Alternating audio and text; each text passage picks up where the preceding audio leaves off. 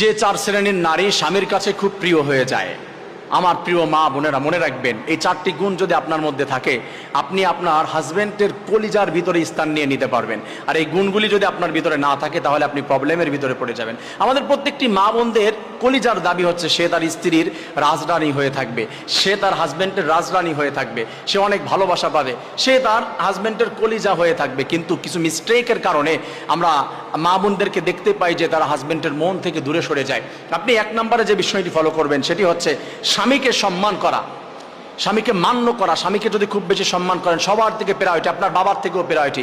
কারণ আপনার বিবাহের পরে আপনার বাবার পায়ের নিচে জান্নাত এমন কোনো হাদিস নাই, কিন্তু আপনার স্বামীকে যদি খুশি করতে না পারেন জাহান্নামে যাবেন।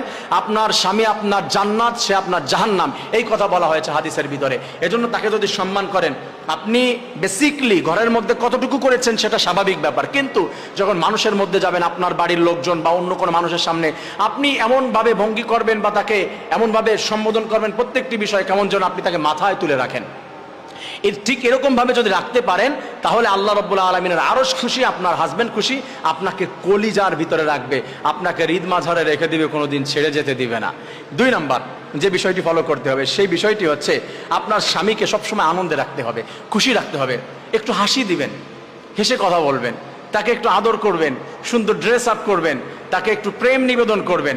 হাজব্যান্ড ওয়াইফ যখন হাসে আল্লাহ রাব্বুল আলামিন আরশ হাসতে থাকে, আল্লাহ রাব্বুল আলামিন খুশি হয়ে যায়।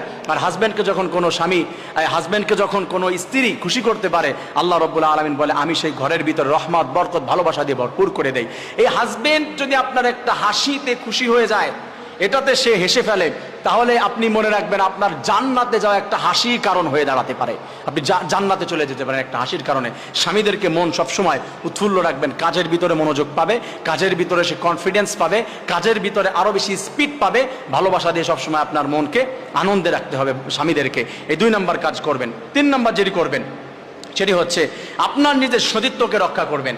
আপনি নিজেকে অন্য জায়গায় দেখা পর্যন্ত, আপনার ভয়েস পর্যন্ত কেউ শুনতে পারবে না। আপনার আমানত, আপনি স্বামীর আমানত নষ্ট করবেন, কলিজার থেকে সরে যাবেন।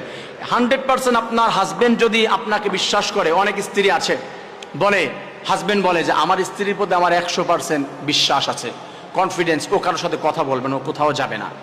আপনার অনেকে আছে যে আমি ভরসা পাই না। যদি এটা হয়, হবে না। আপনার হাজবেন্ডের মন থেকে এটা বলতে হবে যে আমার স্ত্রীর প্রতি আমি 100% বিশ্বাস রাখি, কোনো ভয় নাই আমার। কারণ আপনি নিজেকে এমনভাবে সেভ করেছেন, তার ভিতরে এমনভাবে বিশ্বাস তৈরি করে দিয়েছেন, আপনার ভালোবাসা দিয়ে, আচরণ দিয়ে। আপনি জাহিলি যুগের মেয়েদের মতো চলাফেরা করেন নাই, এটা আল্লাহ তাআলা নিষেধ করে দিয়েছেন। তাহলে আপনি ভালোবাসা পাবেন। আল্লাহ তাআলা কি বলছে?